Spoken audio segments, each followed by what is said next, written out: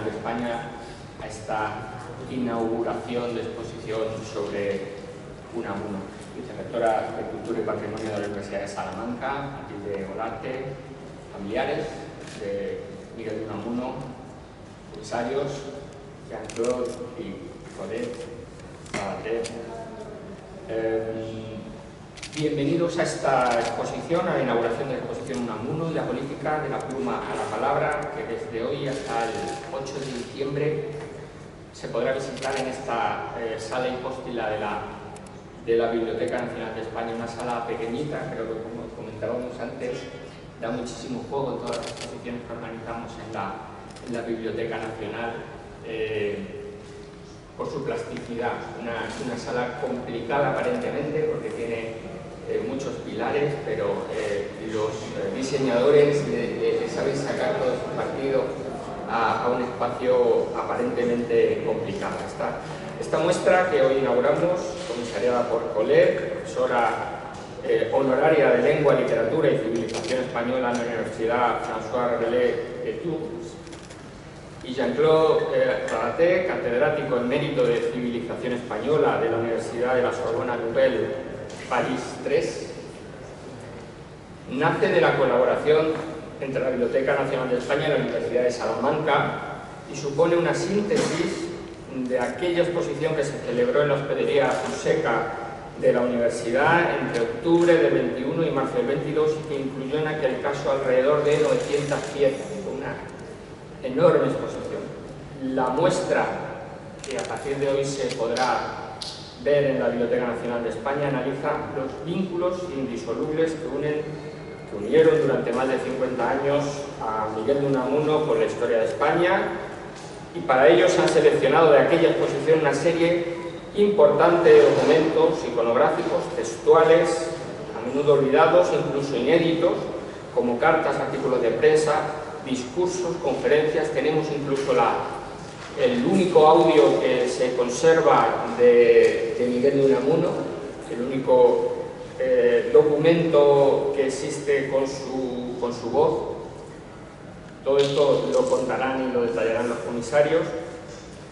Y esta muestra, en definitiva, quiere dejar constancia de la coherencia, de la vigencia del pensamiento político de Miguel de Unamuno. Precisamente también antes hablábamos que incluso en estos días siguen apareciendo artículos de prensa alrededor de la figura y la obra y el pensamiento de Miguel de Unamuno, que es el más claro ejemplo de intelectual comprometido que dio España en ese cambio de siglo entre el XIX y el XX, ¿no?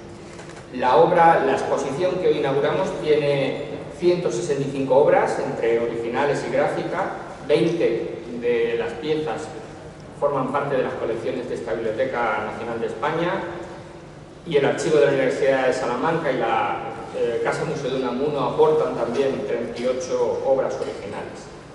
De todo ello se destaca, yo quiero destacar, además del audio que se puede escuchar con la voz de Unamuno, destaca el apunte del final del 36, de octubre del 36, de la intervención de Unamuno el 12 de octubre en el Paraninfo, con aquella frase que se recuerda: venceréis, pero no convenceréis, que era, bueno, lo contarán luego en detalle los comisarios, y que yo creo que es una de las piezas más importantes de la exposición.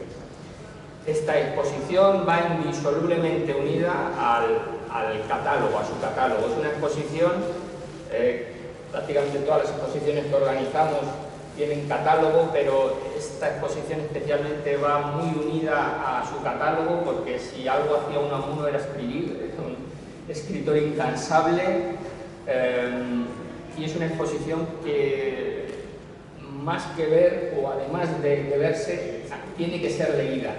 Y el catálogo es una magnífica obra que invito a todos a conseguir para el disfrute pausado de la exposición, más allá de ver la propia exposición.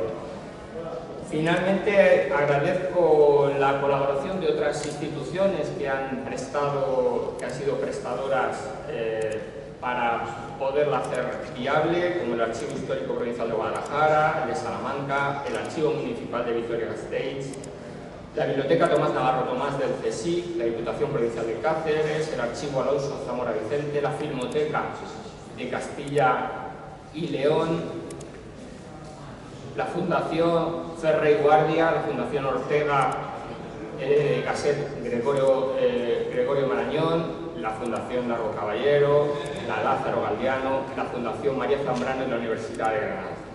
Y agradecer también, como siempre, el trabajo del personal de esta biblioteca, de todos los equipos e instituciones que han intervenido en la misma. Y a Colette y Jean-Claude, los comisarios, por el riguroso, exquisito, excelente y entusiasta trabajo que lo sé que han llevado a cabo. Y sin más, le cedo la palabra a la vicerectora.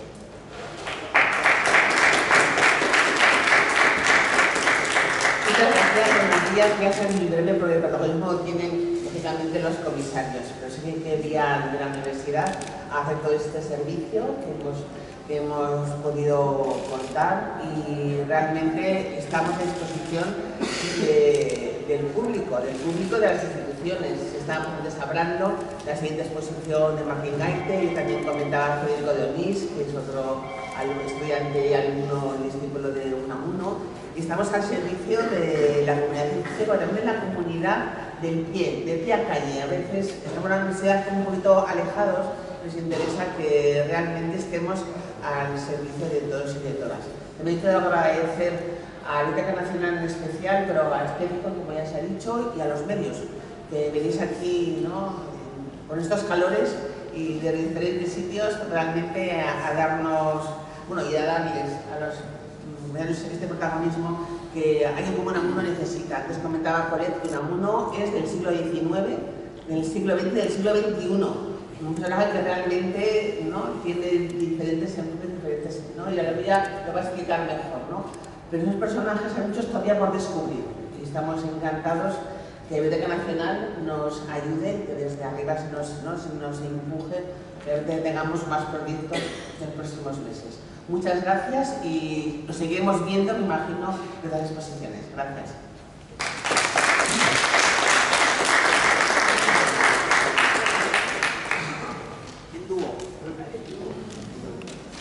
Bueno, si me deja la palabra. Bueno, dar las gracias porque hoy he visto una hoja. Bienvenidos a todas y a todos. A pesar de los calores. Mi primera clase de un colegio pequeño de Francia, luego fui a la Universidad de Angers, por fin a la Sorbona, pero me gustaban los pequeños. Él les decía que había un refrán castellano: el clima de Madrid, 9 meses de invierno y 3 meses de infierno. Ahí estamos. Y después que en Burgos solo había una estación, la de ferrocarril. Bueno,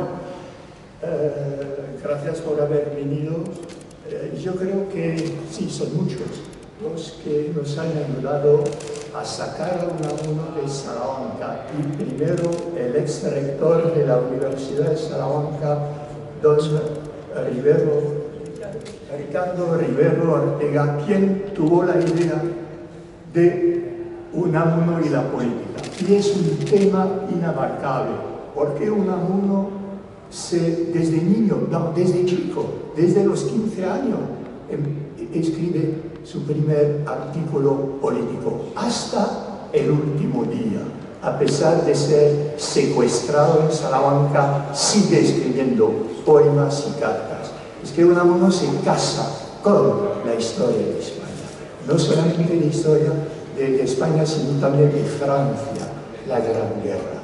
Pero siempre criticando, siempre a punto de divorciarse con esta historia, en contra de Alfonso XIII, en contra de Primo de Rivera, en contra de Manuel Miguel Primo de Rivera, y al final, a veces, en contra de quién fue su amigo Manuel Azaña, quien le acompañó durante la Gran Guerra a Unamuno al frente de Italia. Gracias a Colette, a Concha, si llamas también, a veces, hemos podido conseguir escribir un relato, porque es fácil amontonar documentos. Un chaval de 15 años podría amontonar postales, documentos y no tener textuales. Pero con él, como su padre construía casas, que era portugués, al venir, ella construyó un relato. Es un relato desde la cuna, no, pero a los 15 años hasta la sepultura. Y Miguel de Unamuno, uno de los nietos, entrará a las 12 y me dijo siempre que su abuelo murió de la guerra civil, murió del 36. Y además una muerte que sigue muy misteriosa. Y Colette ha construido 7 capítulos que corresponden a la historia de España, a vuestra historia, que es a veces una historia trágica.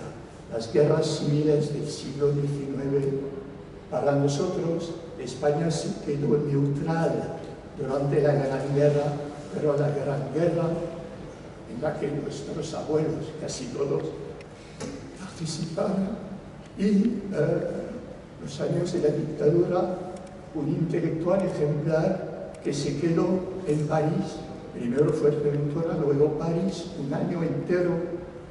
Hace un siglo, Unamuno llegaba a París y el día anterior se acababan los Juegos Olímpicos, hace 100 años en París. Y luego desafiando a Primo de Rivera en la frontera, en un lugar estratégico ayudado por republicanos vascos. Y detrás de Unamuno, y lo digo porque es la verdad, no somos Donald Trump, todo lo que afirmamos podemos demostrarlo, probarlo. Hay Miguel de Unamuno, presidente de la Liga Española de los Derechos del Hombre, recibe el respaldo en Francia y la ayuda de la Liga Francesa de los Derechos del Hombre. Y la flor y nata de los políticos y de los literatos franceses, los alcaldes socialistas del sur de Francia, van a apoyar y van a organizar a través de un diario izquierdista de París la huida de Unamuno a Fuerteventura. ¿Quién lo paga todo? ¿Quién está detrás de Unamuno? La Liga Francesa de los Derechos del Hombre y, nadie lo sabe, la masonería internacional. Y acabamos de descubrir hace poco en el archivo de la Guerra Civil en Salamanca una carta de la familia de Unamuno en el otoño del 25 diciendo, porque los masones mandan dinero a Miguel de Unamuno. Y la familia escribe, ahora no necesitamos dinero porque la situación pecuniaria ha mejorado. ¿Y qué hace la familia de Unamuno? Devuelve el dinero a la masonería. Ejemplar de honradez intelectual increíble. Bien, dejo la palabra a Colette. Gracias por haber... ¿Qué voy a decir? Bueno, perdón. Ya que ha dicho que había hecho un relato, es verdad, era mi intención, sabía que la exposición podía ser enorme. Y algunos tuvieron miedo en Salamanca. Lo conseguimos, sé que algunos no pudieron verlo todo, pero mi idea era que pudiéramos tener un catálogo para que cada cual leyera con tiempo lo que le gustara en el momento que le conviniera. Y por esta razón hemos acumulado, voy a hablar del trabajo que duró más de 2 años, de reunir documentos que ya habíamos estudiado o encontrado, y había, claro, documentos visuales para una expo, pero enseguida no me entendieron bien cuando dije que queríamos integrar textos. Y dije que la política no solo puede hacerse con imágenes. Si falta la palabra que le gustaba tanto a Unamuno, tanto como escribir, de ahí el subtítulo de la exposición, no se podía entender bien. Entonces se trató de reunir un caudal enorme de documentos, entre ellos los artículos de prensa. Es algo insondable. Cada vez que buscamos algo, encontramos artículos, le digo, qué interesantes, si no los conocía. Tenemos en casa una base de datos informática de más de 4.000 artículos, todos que gracias ahora a Internet los podemos localizar mejor. Y los artículos de prensa dan cuenta, claro, en su gran parte del itinerario político de Unamuno. Y no déjame que lo haga. y entonces los artículos sí nos dan su opinión en ciertos momentos, pero como dice mi apuntador, ¿no? Que me dice que no olvide las cartas, el epistolario. Estamos en este momento tratando de avanzar en el epistolario de Unamuno. Ya he terminado el tercer tomo. Sí, ¿quién reproduce y lee no sé cuántas veces, sin olvidar a los de ediciones que tienen siempre mucho trabajo? Soy yo. Y porque edita, claro, la Universidad de Salamanca y lo hace muy bien. Es un libro que está aquí, es maravilloso. Maravilloso. No, pero es verdad, mejor que la sopa. Y las cartas nos enseñan mucho también de las posturas políticas de Unamuno, seguro, porque yo decía antes que durante la guerra de Cuba se sabe que era antimilitarista y anticolonialista a fondo y hasta el final, pero no se atreve a escribir en la prensa, excepto con los dos artículos de Don Quijote y de Alonso Quijano, pero no se atreve a decir todo lo que piensa y escribe en una carta a Fernández Villegas, que está aquí en la Biblioteca Nacional: ojalá perdiéramos Cuba. Se sabe muy bien que no lo puede decir en público, porque además la mayoría de la prensa era patriotera y él no soportaba la patriotería. Entonces, en sus cartas expresa ideas que no puede expresar en la prensa, y se vale también. Prensa y epistolario se juntan cuando escribe muchas cartas públicas o abiertas, y las hemos integrado en nuestra edición cuando tienen un valor biográfico y político. Entonces había que... No. Otra guerra fue la de Marruecos. Oh, claro. La de Marruecos, nosotros tuvimos la de Argelia, pero la de Marruecos fue una tragedia. Y para Unamuno, el desastre de Anual, 1921, el verano, tuvo una repercusión aquí en España y no se lo perdonó a Alfonso XIII. En septiembre vamos a hacer, gracias a Javier Ortega y equipo, una serie de mesas redondas. Vendrá Javier Moreno Luzón, que es el mejor biógrafo de Alfonso XIII. Y luego sobre la guerra civil vendrá Andrés Trapiello, aquí en la Biblioteca Nacional. Pero lo de Anual, Unamuno tuvo una posición que le acercaba al Partido Socialista. Y cuando escribía en la prensa un artículo, al día siguiente el socialista en primera plana reproducía el artículo de Unamuno. Y en Francia igual, estaba muy cerca Unamuno del Partido Comunista francés, muy anticolonialista y muy pacifista. Decía Unamuno que solo tenía una arma, era su pluma. Pluma de oca para cuando escribía paisajes, pero otra pluma, pinchar, una pluma para picar, y se pasó el tiempo picando. Perdón, disculpa. Bueno, como lo notarán, no es siempre fácil hablar después de ella. No es fácil. No vamos a acabar. No, ahora no.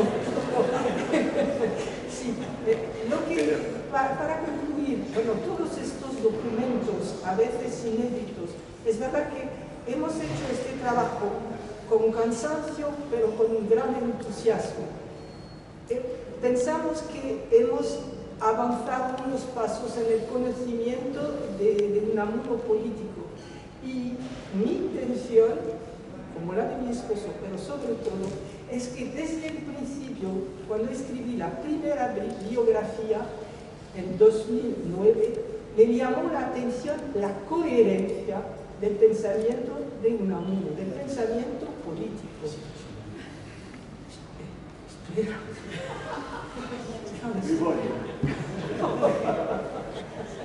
Sí, la coherencia de su pensamiento, porque yo me alzo siempre en contra de los que critican sus paradojas. Fue como cualquier hombre, pudo equivocarse y cambiar de opinión. Lo que pasa es que él lo decía a todos, pero tenía una cualidad enorme, es que podía reconocer que se había equivocado, y lo hizo con la guerra civil. Con Franco es lo más evidente. Sí, coherencia y sobre todo, ya desde la primera biografía me había llamado la palabra liberal, liberalismo. Hasta el final de su vida, Unamuno se presentó como un liberal. ¿Qué significa para él liberal? Dice que el liberalismo para él no es un dogma, porque no quería participar en ningún partido, excepto la Alianza Socialista de Bilbao unos años. Y decía entonces que no era un dogma, sino